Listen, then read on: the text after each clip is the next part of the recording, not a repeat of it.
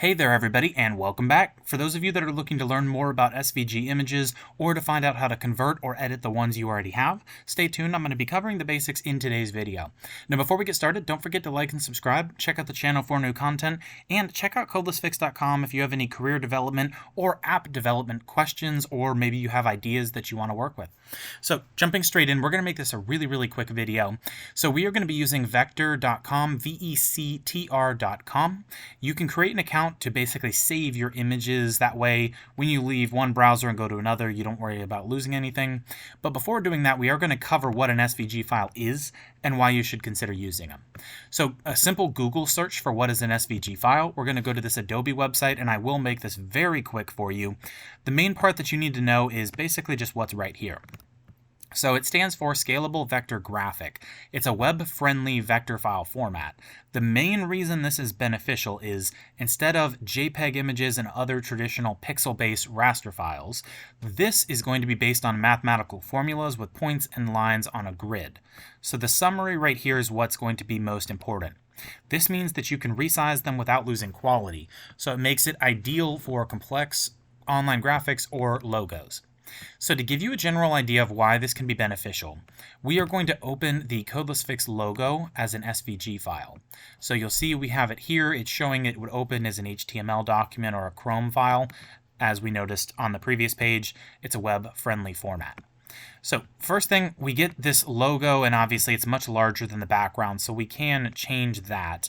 But the idea here is if we were to take this image, and if we decided that we're going to zoom out a bit and we made it much larger, like we stretched it out quite a bit, and we just decided that we were going to double the size.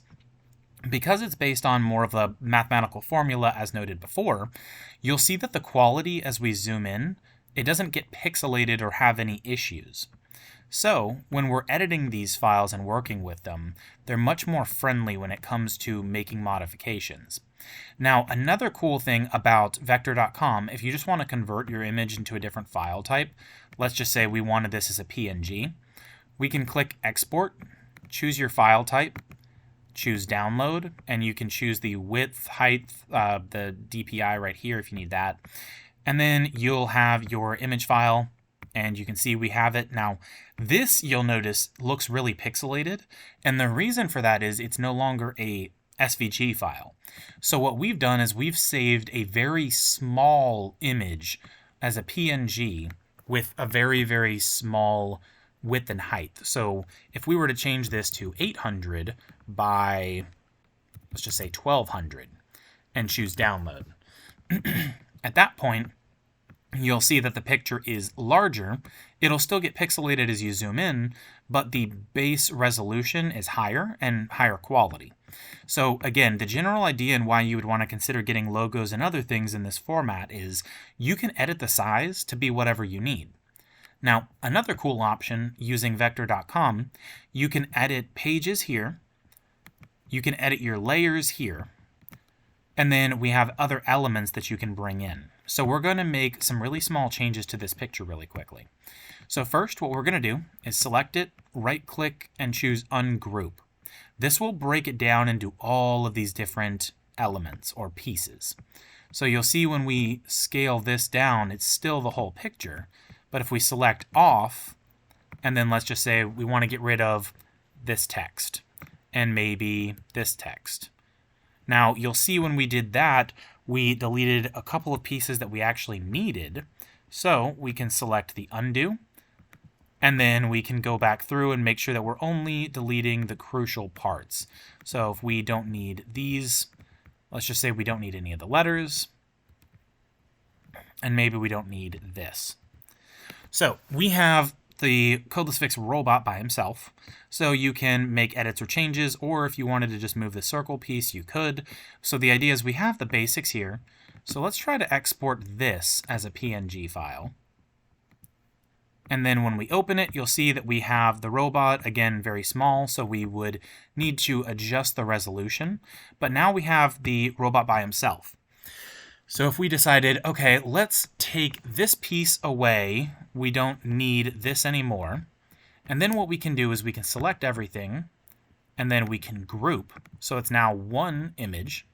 And then you can do whatever you want. So for example, if we decided we wanted to add in, let's just say some shapes.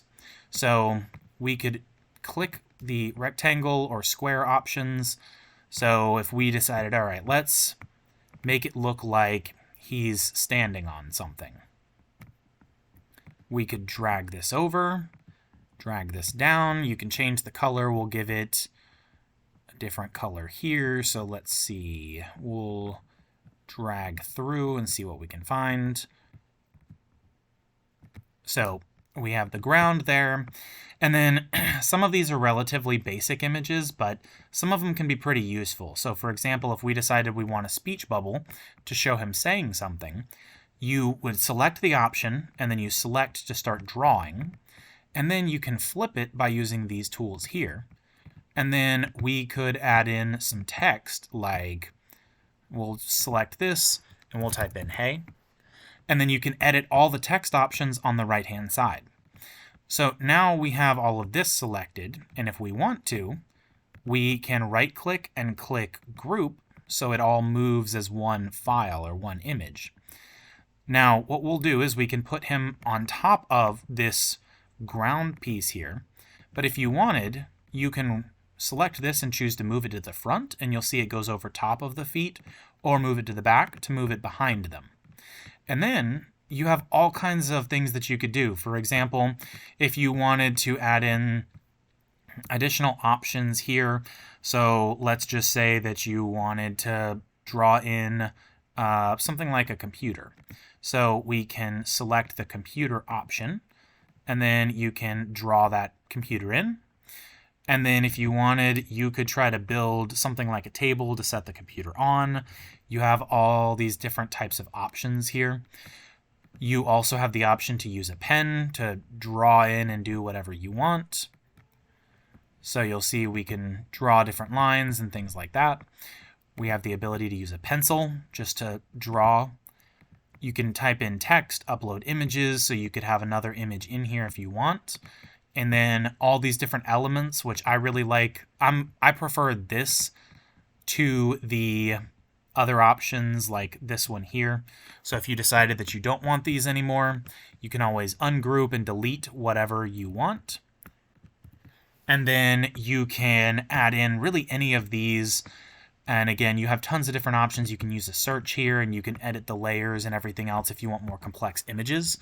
But that is the general idea of the platform. So you have additional snapping, export, new file, and comment commands. But if you wanted to, you could export this. So we'll export it, and we'll make it a larger graphic. So we'll download it as 2000 by 2829 pixels. So you'll see it's much larger, and we have the entire file. We can zoom in pretty far without it getting pixelated because we've chosen that advanced or increased resolution size. So everything here is working as expected.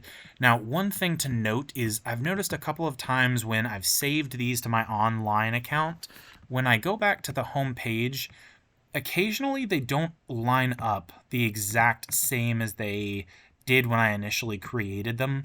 So it almost looks like you have to make a couple of small changes here and there. My biggest recommendation to you is to avoid this from happening anytime you're done making edits. So for example, you can see it almost looks like there are some pieces missing and it didn't save completely. And that might be because I was relying on an older autosave or something like that. But my biggest recommendation for you is anytime you're finished making edits, make sure that you export it as an SVG file first and foremost so that you can import it for editing. But then also feel free to export it as a PNG, JPEG, or vector file for whatever you need. That way, if there are any image issues, for example, the autosave does something like it did here, and you're thinking, oh, I don't want to have to go through, I don't have the time, you can just re-import your SVG file that you saved, which is what I could do right now, and just begin where I left off instead of relying on the platform here to do all that for me. So I hope that was helpful. If you have any questions, drop them in the comment box below, and I'll see you all in the next video.